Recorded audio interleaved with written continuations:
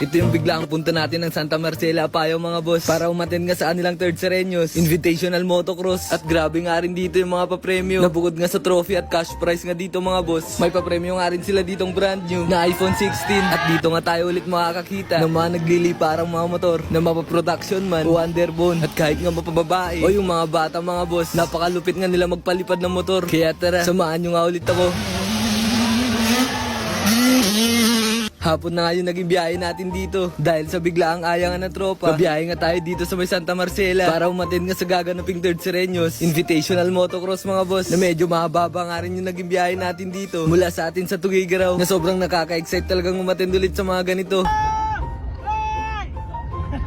Hanggang sa ilang oras na biyahe mga boss, nakarating din tayo sa mismong racetrack nang medyo maliwanag pa, na may konting oras pa nga makapag-ikot yung mga tropa. Dahil yung isang tropa nga nating maglalaro dito mga boss ay kagagaling nga lang ng Manila, na ngayon nga lang ulit maglalaro ng ganito. At isa nga sa kagandahan pala dito mga boss, libre nga rin yung mga foods at may libreng accommodation nga rin dito. At dito magiging cowboy ang lahat dahil yung pinggan na gagamitin natin ay yung sahangan ng saging, na ngayon nga lang tayo makakakita at makaka-experience nga ng ganito mga boss. Pero mukhang masarap nga kumain dito, lalo na pag ganito kasarap yung mga pagkain tapos nakakamay lang tayong kakain. Napaka-solid nga na ito mga boss, hanggang sa naisipan na nga namin magpahinga dito sa mga kubo. Natutulugan nga natin ngayon dahil sa maaga nga tayong gigising para mag-prepare nga tayo ng mga motor na gagamitin nga ng mga tropa. At kasama nga natin dito sila Boss Eric Cawilan at sila Boss DM Works, na mga malulupit nga ng mga mekaniko. Kaya big shoutout sa inyo mga bossing. At syempre paggising nga natin ng umaga dito mga boss, andyan nga rin yung libreng kape at libreng breakfast na naman para sa umagahan nga natin, na di talaga nila tayo ginugutom dito. Kaya big shoutout din sa mga organizers dito mga boss. Hanggang sa nagdatingan na nga yung ibang participants, nagsimula na nga rin dito yung practice. At para magamay na nga rin yung racetrack, na binabasa na nga rin dito yung starting para mabawasan nga yung halikabok dito mga boss. Hanggang sa sinimulan na nga rin nila dito yung laro para sa novice production category. At si Sean Yones ngayon nakakuha ng unang spot dito. Pumapangalawa si CJ San Pedro, na sobrang angas kang manood ng laro nila mga boss, na binibasic nga lang yung mga jumps. Kaya mapunta naman tayo sa underbone na open category mga boss, na dito sumalang yung tropa nating si Benzi Caban, na kahit underbone ngayon dala, binibasic nga lang to yung mga jump, na sa unang pagsalang nga mga boss nakuha nga agad yung number 1. Kaya sobrang lupit ng bossing ko na to. At sa pangalawang hit naman mga boss, dito naman sumalang yung ibang tropa gaya ni Boss Tonton Antonio, na binansagan ngang whole shot king, na sobrang lupit nga nito sa starting, na siya nga yung nauna dito mga boss. Kaso naabutan nga siya dito, na naging pangatlo nga yung pesto sa una niyang pagsalang. At pumapangalawa naman dito si Boss Jeff Suwe, pero still congrats pa rin bossing. At ang susunod naman mga boss ay yung puro mga babae, na akala mo dito mga boss lalaki ngayon nagmamaneo ng motor dahil sa sobrang lupit nga din magpalipad, na tinalo pa nga tayo mga boss. At dito pa nga tayo basta mga yung akalain mong mga bata. Grabe, sobrang lupit nga din nila magpalipad ng mga motor, na mapapasana all na lang talaga tayo sa kanila. At makikita mo din talaga sa kanila yung pagka-sportsmanship ng bawat isa, na yun yung napakagandang nakita natin sa kanila, na mababaon nila hanggang sa pagtanda. At may naganap pa nga ditong riding in tandem, na yung may angkas kang dala at salitan nga kayo sa pagmamaneo sa bawat ikot mo sa racetrack, na sobrang saya nga rin panoorin.